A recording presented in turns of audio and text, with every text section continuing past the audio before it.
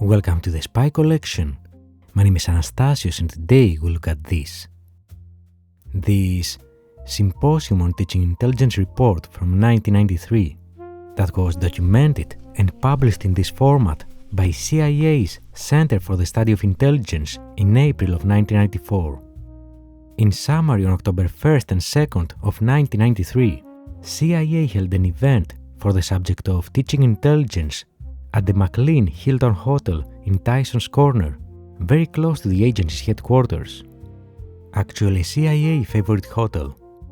And that shouldn't surprise you. We have, again and again, raised the special relationship between spies and hotels, among many other things.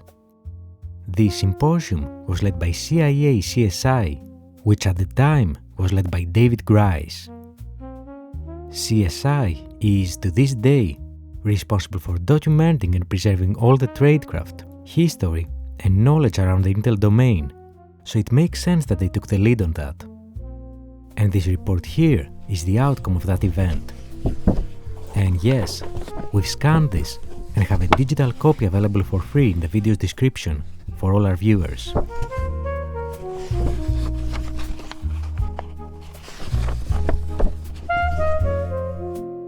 The first day was covering three topics: intelligence, covert action, and lastly, secrecy, accountability, and democracy.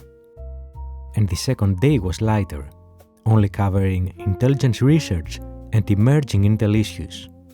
There is no need to go through the whole document. You can do that on your own, but we'll highlight a couple of quotes from each of those sections that we consider still relevant in today's intel space.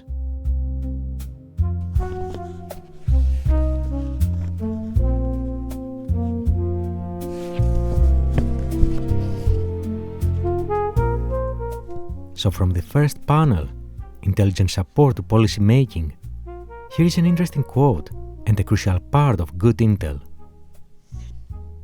The former DDI shared a comment from President Bush, who told him, "The reason I like to get intelligence from you folks is that I know you tell it like you see it. You have no policy axe to grind and you are absolutely discreet." Helderson added that those are the essentials of the business of intelligence support to policymaking. Moving to the second panel, Covert Action, a tool of diplomacy.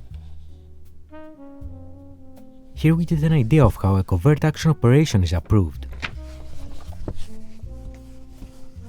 Requests for covert operations usually originate in the White House and, secondarily, the State Department, Stoltz stated. The DO itself generates comparatively few.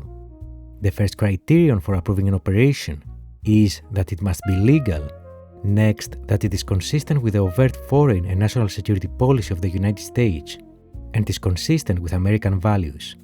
Admittedly a subjective question.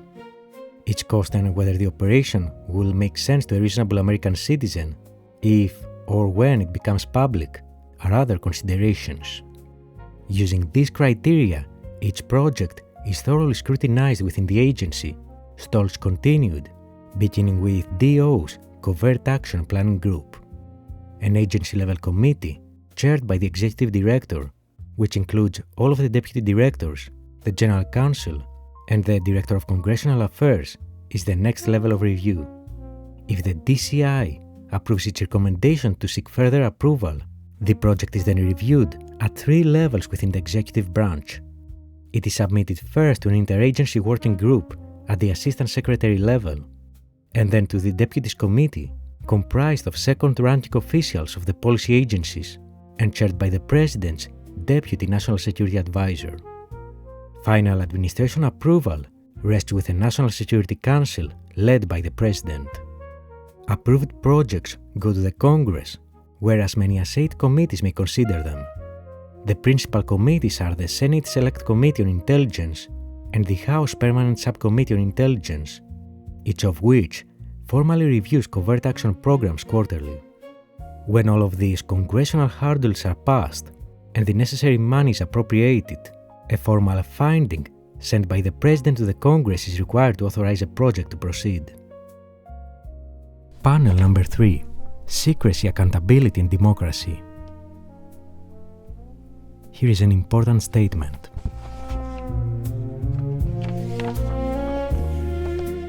His final question asked whether there is a place for secret intelligence in a democracy. Grice observed that there seemed to be some general consensus that some kind of intelligence service is needed, but in a democracy, it must be one that is carefully monitored and regulated.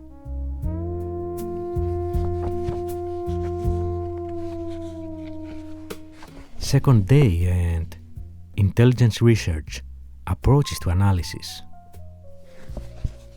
A very valuable lesson is mentioned here.